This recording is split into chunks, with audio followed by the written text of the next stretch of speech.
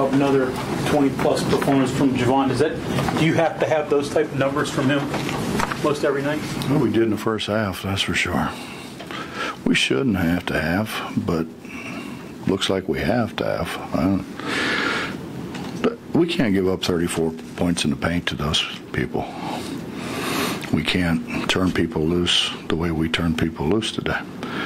And they're a good team. They're going to win their league, I think. And I didn't mean it that they weren't good. We just can't. We can't turn people loose to the middle that can, one, finish around the rim, and two, pass it to other people who are spotted up outside. We've got to cut the floor in half. We didn't do that. Javon set the all-time steal record. Can you talk about his talent in that area? Remember Greg Jones? Yeah, I knew Greg Jones before any of you even knew he existed. I was at Rain about once or twice a week. I don't know. You know, Mitch, I think it's a shame that if that's what we think of him. You know, it's just not steals. I mean, he was the National Defensive Player of the Year. He's been a first-team All-Big 12 defensive player for 3 consecutive years, and this will be 4. It'll be 4 consecutive years. I don't know how many people have ever done that. He's also going to be, I would think, top 10 or so in assists. He's going to be top 12 or maybe 10 in scoring. So, you know, I mean, I think it's a wonderful thing at a place like this that's had so much success to have any kind of school record. But I just hate to see that if that's the only thing that he's remembered for, because he's done so many other things. He very well could maybe go down as the all-time winningest player in school history. You know, he's been on teams who won, 25, 26, and 28. And we can play well this year. I mean, he's gonna have well over 115 to 120 wins. So I just don't want you to pigeonhole him, and not to take anything away from that. It's a great accomplishment to lead to this university in steals, and Greg Jones was good, and Greg Jones was really good. So he's passed a lot of guys who are really good. You've talked about past players a lot, and obviously you've had some great ones.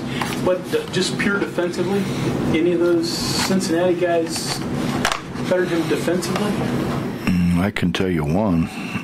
Kenyon was. Well, not a guard. I mean, obviously. I don't think so. We had good ones. Alan Jackson was really good, but Terrence Gibson was really good. But I don't know. They weren't better than him. And they couldn't do all the other things that he does. Could do some of them, couldn't do all of them. Excuse me. Every time I go to Florida, I get a cold. Isn't that something? So you're not going next year? I don't know what now we're going to South Carolina, it looks like. Other than Dax and Javon, who can be leaders for you if they're having an off night or picking guys up? Well, Dax had an off night, and I think before Dax would have probably hoisted more jump shots rather than do what he did. I thought he guarded pretty well. He attacked the rim. He tried to rebound it. He tried to post. He tried to help in other ways, and I think that's a sign of maturity. We're so inexperienced. It's hard to it's hard to make adjustments, and then, you take them out because they are very rarely ever where they're supposed to be, and then they're going to pout, and it's just, we need some guys to grow up. I mean, forget the basketball, they just need to grow up a little bit. We pout like we're 8th graders, And this whole thing about, you score a basket and you yell at the guy you scored at. I mean, what is wrong with people? I think if that would have happened when I played, you got punched in the face. Maybe that's what deterred all that stuff. But, I tell our guys all the time, I don't care what they do. I do care what we do. Having said that, Bob, it seems to me like this team is starting to get a lot more hands on balls, a lot more deflections, chasing the ball down from behind. Not as good as previous years, but it seems like it's a lot better than when you started this season. We got our hands on a lot of balls the first half against A&M. We didn't get any the second half. We're generally in the low 40s, which isn't bad. The important thing is after you deflect them, you get them. We don't get them enough. Yeah. Were you worried about a hangover from the come from behind win against Missouri? Right?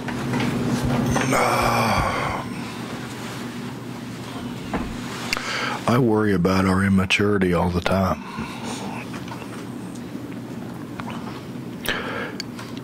It's seemingly so much easier to come back from failure than it is success. And we've got to learn how to do that. God dang. Any other questions? Coach, it seems like with Lamont, his first instinct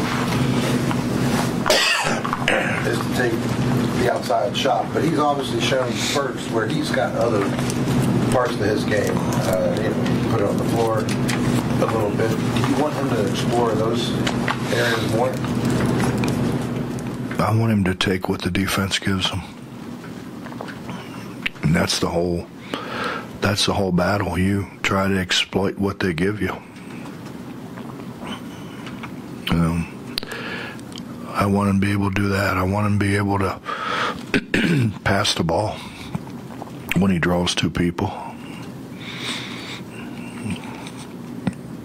Stay off of him. So if they stay off of him, just go ahead. I've never told him don't shoot. I've just had that conversation with in the locker room. I've never told anybody don't shoot. I've told them don't shoot bad shots. And if you miss 5 or 6, maybe you ought to think about giving it to somebody else. Maybe try to get a tip in, lay up. It's a funny thing. This game's kind of, if you steal the ball and score, and if you get a rebound basket and score, and you get one other way maybe, now you're 3 for 3, and you can miss 2 jumpers, and you still think you're having a pretty good day because you're 3 for 5. If for those first 3 were jacked up jumpers that don't go in, you're 0 for 3, and now all of a sudden you're saying, damn, it isn't my day.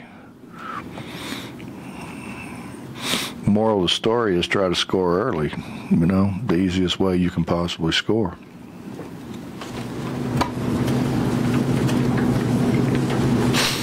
Bob, how is Lamont on the outside in offense? I think he's our best finisher. The problem is he doesn't get there that often to finish. We're so much a work in progress, but the honest to God's truth, we were probably this time last year. This time last year, we threw it to Elijah, but he didn't score very much, and by the end of the year, we threw it to him and he scored. He also got fouled and made free throws at the end of the year, which that's what made us a really good team. We need somebody in there who can score.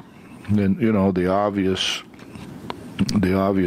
candidate is Sags, but one, he has to stay on the floor, and two, he can't score from behind the backboard, which he tried to do tonight. We got to get him on the other side. Yeah, but you know, it's one play doesn't really. It might get you on Sports Center, but I mean that's because they don't know what the hell they're doing. So that behind the basket shot's a great game shot in horse, though. You got to admit. We're not playing horse, and if we were playing horse, he wouldn't win. So he got a better chance doing what we're doing than he does horse. Believe me. The difference in Teddy not having to go through that adjustment that a lot of kids do first time being away from home. The fact he did it for 2 years in a very controlled environment in Nebraska. Have you noticed him being more acclimated to college and a conventional freshman? I can only speak for myself, but I couldn't wait to get away. I mean, I thought, man, this is life here. You know, I didn't have anybody telling me when to be in, and when to go to bed, and I liked it. Like, I liked that freedom stuff. Teddy wants to be a good player. I mean, the guy's lost 25, 28 pounds, something like that, and he will work at his craft. You know, he just got to understand that there's two ends. It's not soccer does that, don't they? Hockey. Both of them need to take the goalie out, score some points. Boring ass 1-0 game. Nikki Izzo Brown debuts Press Virginia next year. That we know where it came from, right? Yeah, I've tried to talk to her about it. She's not a great listener either. You had a couple of long conversations with Sags while the game was going on. Are those trying to explain to him which side of the backboard the goal was on. That was the first thing. I mean, are those in-game kind of things, or are they more? You know, I know you've been working with him on keeping more even temperament, those kind of things. Are they? Well, it's a whole lot easier to take them out and set them down and talk to them when you're up 35 than it is when you're up 3 or down 3 or whatever. So we just got to get them to understand it's the hard thing about this game is it never stops. So, you know, it's not like you can, you know, you run the race and you finish and it's over with. It just keeps going and going and going and going and going. So we need him on the floor, and he can't keep fouling like he does. He wants to block shots because everybody cheers when he blocks shots, and I want him to block shots, but I don't want him to get in foul trouble trying to do it. He was scoring the ball pretty good, and then all of a sudden he started, you know, dribbling and hopping, and every time he does that, they've called it travel. They called travel in Orlando, and they just did it again. And, you know, I'm like, listen, man, if every time you do it they call travel, it's probably a travel. You know, I mean, you're talking about 12 different officials, and they all got him. You know, not every single one, but every crew got him. So stop. You know, it's like throwing it out of bounds. You gave Logan Rowell a decent amount of playing time down the stretch too, late in the first half. Talk about how you felt he did.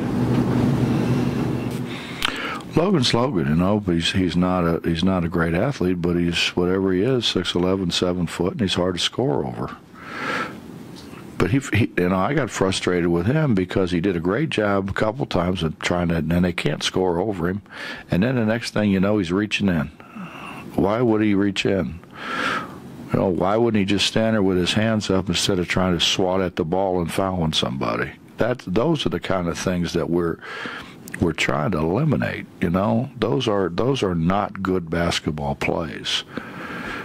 So I don't know. I mean, he got a block shot there. I think he had visions of Elijah Wan or something. He just thought he could run around and swat at it, and when he swats at it, he generally misses and hits something else. So the whole battle is do what you do, man. You know, 2010 with